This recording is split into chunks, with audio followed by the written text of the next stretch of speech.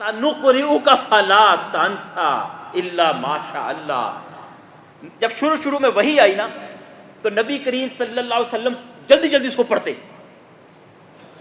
جبریل امین وحی جیسے ہی نازل کرتے تو آپ فوری پڑھنا شروع کر دیتے. آپ کے ذہن میں ہوتا یہ میں بھول نہ جاؤں. اللہ نے فرمایا سنقرئک فلا تنسا، ہم یہ آپ کو پڑھائیں گے اور آپ بھولیں گے نہیں.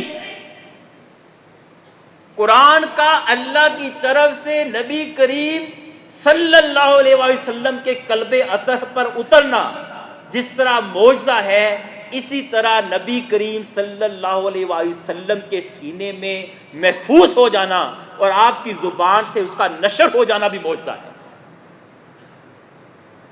اور یہ معجزہ نبی کریم صلی اللہ علیہ وسلم کا تو ہے، لیکن اس کی ایک جھلک ہم عام ان مسلمانوں کے بچوں میں دیکھتے ہیں جو قرآن کو حفظ کرتے ہیں. یہ واحد کتاب ہے دنیا کی، یہ واحد کتاب ہے دنیا کی جو ایک پنجابی، ایک پٹھان، ایک کشمیری، ایک مہاجر، ایک ایرانی، ایک ترانی، ایک انگریز، ایک فرینچ، ایک جرمن، ایک پرشین، کوئی بھی اگر اس کو یاد کرتا ہے تو اس کے سینے میں یاد ہو جاتی ہے.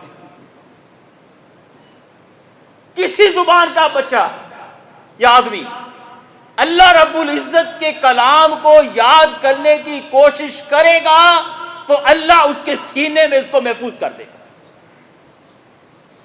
یعنی کہ آپ اگر غالب کو اٹھائیں اور اسے کہیں کہ اپنا دیوان سناؤ تو غالب کو یاد نہیں ہوگا.